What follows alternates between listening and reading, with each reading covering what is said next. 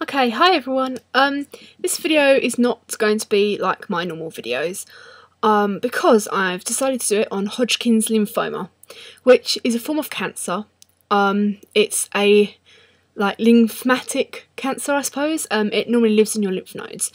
I'm doing this because one of my friends has been diagnosed, and this video is not meant to be sad. I'm just trying to get the message across that quite a lot of young people do get this cancer, and it's not very well known. A lot of my friends, when she told people, didn't have a clue what it was, and I'm just trying to get it across to people. I know that Delta Goodrum got diagnosed and has had this cancer, and so yeah, most people just call it Hodgkin's disease, and there are kind of different types. There's non-Hodgkin's lymphoma, which is slightly more serious, and then there's non-Hodgkin's lymphoma, which is normally quite it's hard to explain, it's normally quite treatable, and can apparently be cured. So yeah, I've kind of done some research, and it's mainly a childhood or young person's cancer, and it starts most of the time in a lump form.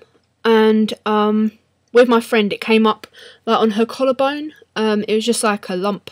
It didn't hurt her or anything. It was quite big, probably about that. It was very noticeable for her anyway. And it kind of came up, and she was really worried about it. So she went to a doctor's. They looked at it and they referred her to a specialist, who they then took blood tests and a biopsy. And they still didn't really know what it was, and so they took another biopsy, and then they obviously diagnosed her with it. She's in the early stages, which is really good. They've told her that they hope to cure her. Now I know that a lot of times, and sometimes, it does come back like a few years later. So if it does come back, they just zap it with chemo or radiation therapy, and then they can monitor you obviously over the years, and then if you have symptoms, then you go back and then they do it again. So at the moment she's having chemo. She's doing good. She's feeling quite well at the moment. She is having trouble with sickness, so they're trying to sort that out for her with different anti-sickness stuff, I think. So yes, it's hard, I think, when someone has cancer that's so young and so close to you, because obviously there's nothing you personally can do about it apart from be there as a friend, which I'm trying to do. But I think the important thing is not to run away, because so many people do, and I think that's harsh. It's not good. You can't do that to your friend, really. And if you're a good friend, then you won't, and then you'll stay with them for it. So yeah.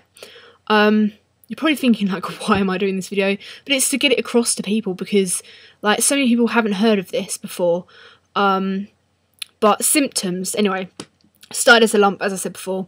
Some people get a dry cough with it, and some people get night sweats, and, like, a general unwell kind of feeling.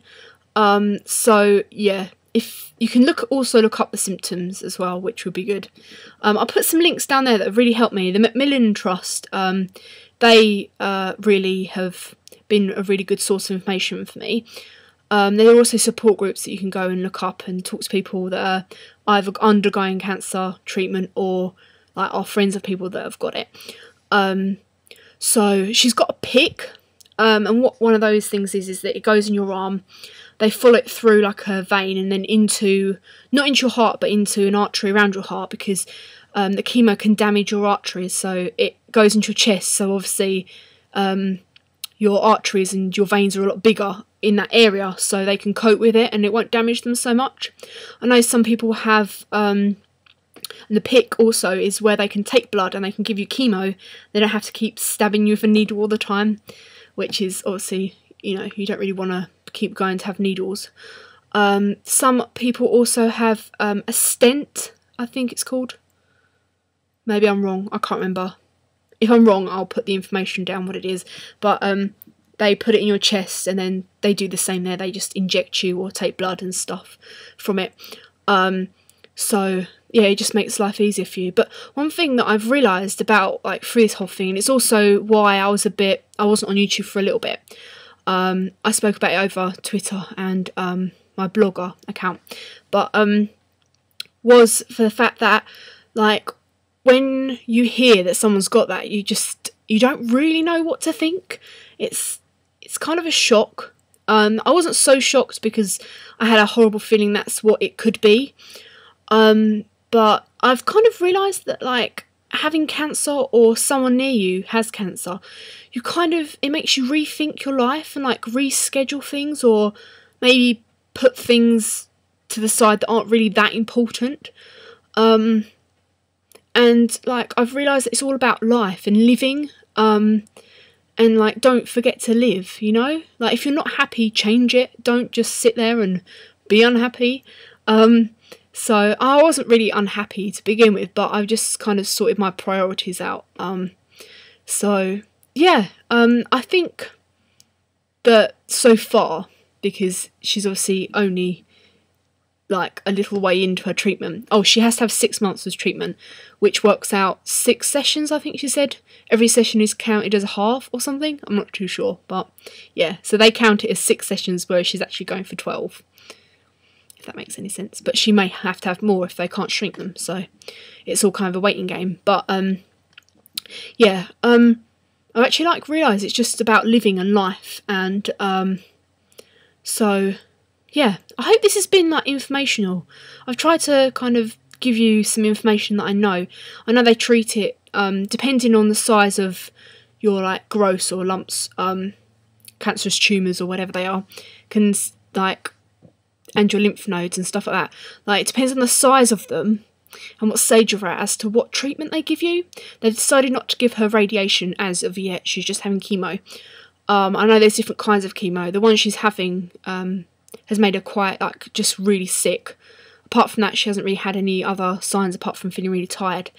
So I do feel for her, I really do. But I hope she gets better soon.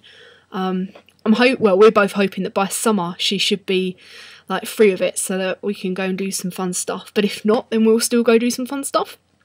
But she just might be a bit more tired and a bit more kind of laid back than normal. But yeah, I have like good thoughts for the future. So bless her. But I really hope she doesn't mind me doing this video. I haven't actually asked her. I know she doesn't really go on YouTube. I don't even think she's got a YouTube account actually, but I'm sure she wouldn't mind, because we were just talking about it and saying that it's good to like pass the information around, because I think you learn better from your peers than you do from adults or from obviously from like older people. Quite a few young people actually do get it in children, so if you have any lumps or things that don't hurt necessarily that you're worried about, go get them checked out. So yeah, I hope it's been like informative, and don't worry about me, guys. Like I'm actually probably better than I've ever been. So yeah, I hope you're all well, and don't worry about this. Like don't be like you know, like, because I get really overworried. I'm like, what the hell is that? And my mum's like, it's just like a sinew or something. So I do get really ridiculously worried about silly things. But if you are seriously worried about something, go get it checked out. Anyway, I've said that before. Okay, I'm going to go now. I'll see you guys later. Have a good day. Bye.